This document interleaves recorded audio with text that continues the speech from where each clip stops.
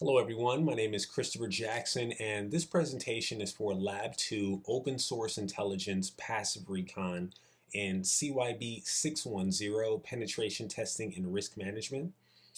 Today I'll be walking you through how I performed passive reconnaissance on Amazon, focusing on their CEO, Andy Jassy. Everything I discuss today uses only public information gathered ethically and legally, and the goal is to show how OSINT can reveal an organization's exposure and how that information can be used to strengthen defenses. Let's begin. For this lab, my objective was to perform passive reconnaissance using tools like Maltego and OSINT framework.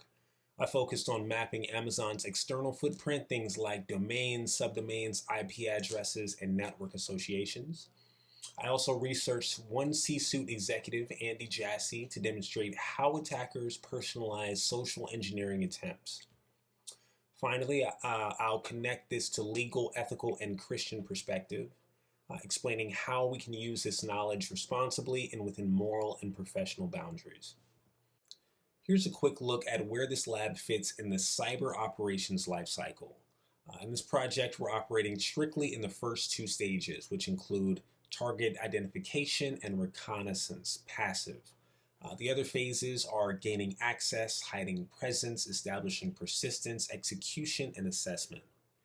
Staying inside the recon phase helps reinforce the importance of respecting boundaries and following ethical testing guidelines. So I started by running a whois query on Amazon.com to see registration details. This showed Amazon's ownership, registrar information, and authoritative name servers. Understanding who controls the domain helps define the engagement scope and confirms that the information being gathered belongs to the legitimate organization. Next, I used Maltego's DNS transforms to pull up subdomains linked to Amazon.com. Subdomain enumeration helps reveal additional systems and services exposed to the internet. For example, mail servers or secure portals. From a defensive standpoint, it's valuable because forgotten subdomains often become weak spots attackers can exploit. After identifying subdomains, I resolve them to IP addresses. This step connects host names to their real-world network locations. Mapping IPs allows analysts to visualize how large an organization's footprint actually is and can also highlight which systems might be externally reachable. Using whois and the Team Simru service, I mapped the IP addresses to their NetBlock and ASN number. In this case, AS16509, which belongs to Amazon's own network. This step helps analysts understand what infrastructure is directly managed by the company versus hosted on third-party providers. I then used Maltego to build a graph showing how domains, subdomains, IPs, and the ASN are related. Visually mapping makes it easier to see the bigger picture, for example, identifying shared servers or external dependencies that might not stand out when looking at raw data. Next, I looked into Amazon's email authentication setup using SPIF, DKIM, and DMARC records. These configurations protect against email spoofing and phishing. Even though Amazon has a strong email policy, the results show why phishing still works. Attackers rely more on human error than on technical flaws. I also checked certificate transparency logs, which show issued SSL and TLS certificates for Amazon. These logs can sometimes reveal hidden or newly registered subdomains that the attacker could target. For security teams, monitoring these logs is an effective way to keep track of assets and spot anomalies early.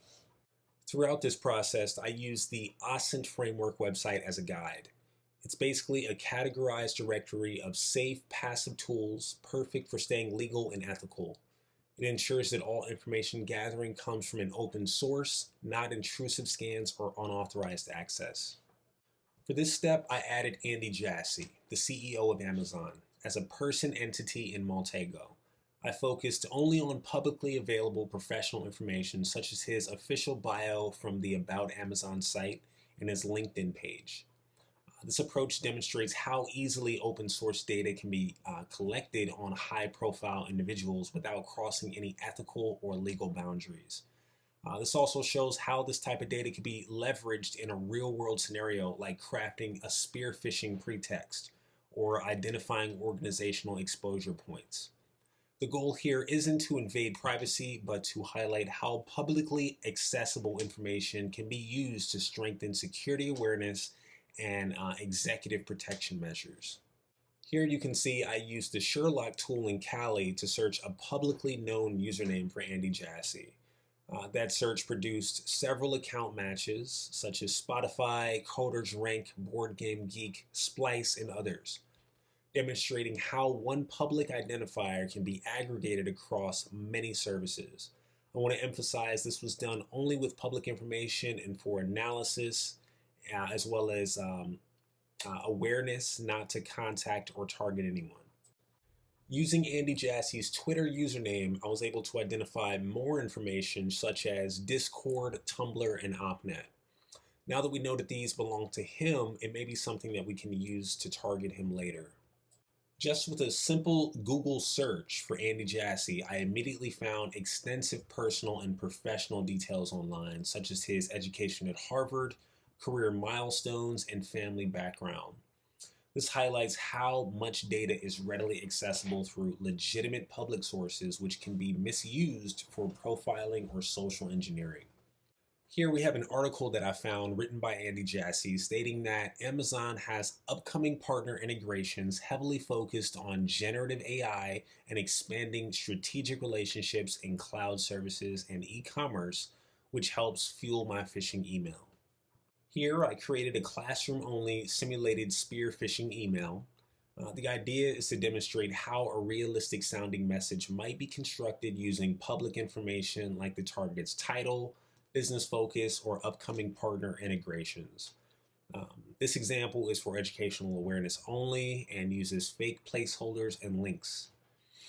The point is to highlight why personalized messages work and why awareness and email filtering are critical defenses. Based on my findings, the main risks I identified are subdomain exposure, phishing opportunities, and public executive information that can be used for social engineering. To mitigate these issues, I recommend enforcing DMARC, SPIF, and DKIM for stronger email authentication, requiring multi-factor authentication across all privileged accounts, and conducting regular phishing awareness training, especially for senior executives.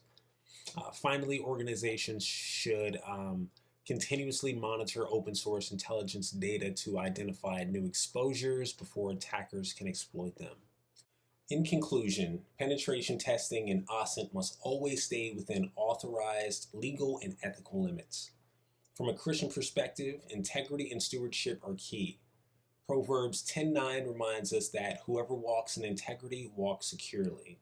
And Psalms 122:7 speaks of peace and security within our walls.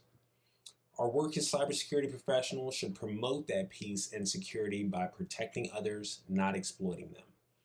Overall, this lab showed how OSINT can uncover valuable data while reinforcing responsible, ethical cybersecurity practices. Until next time, goodbye.